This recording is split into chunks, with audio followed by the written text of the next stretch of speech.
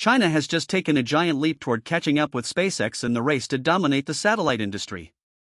The China Aerospace Science and Technology Corporation launched a Long March 10B rocket from the Wenchang spaceport on Hainan Island just after noon on Friday, and a few minutes later its first stage Triumphant LY returned to a sea-based platform, landed upright, and slid into nets waiting to capture the booster. It's the world's first net-based recovery of a launch vehicle. For years, Chinese satellite operators have relied on single-use rockets, letting booster parts fall back to Earth or become space debris after every launch.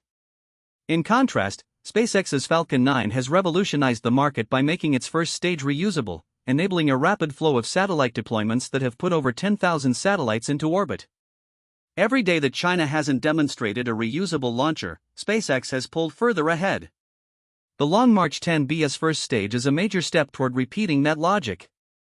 After separation, the booster came back upright, bogged down the platform's nets, and was collected with no human crew in the water. The test built on a February sea drop test of a predecessor, when the booster splashed down without being caught. By using a purpose-built offshore platform equipped with nets, China has found a practical and technically reliable way to retrieve boosters for refurbishment, without the need for costly landing engines or complicated propulsive returns. The rocket itself is about 200 feet tall and can put up to 16 metric tons of payload into low Earth orbit, capable of launching satellites, among other spacecraft.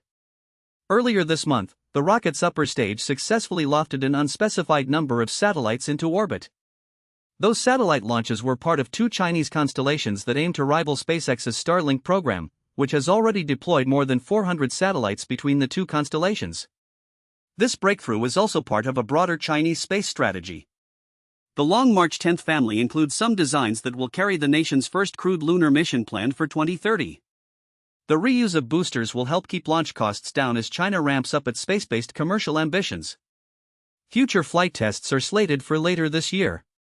If the program continues to succeed, we can expect Chinese satellites to enter orbit at a pace that competes with SpaceX's rapid cadence, potentially reshaping the global satellite market.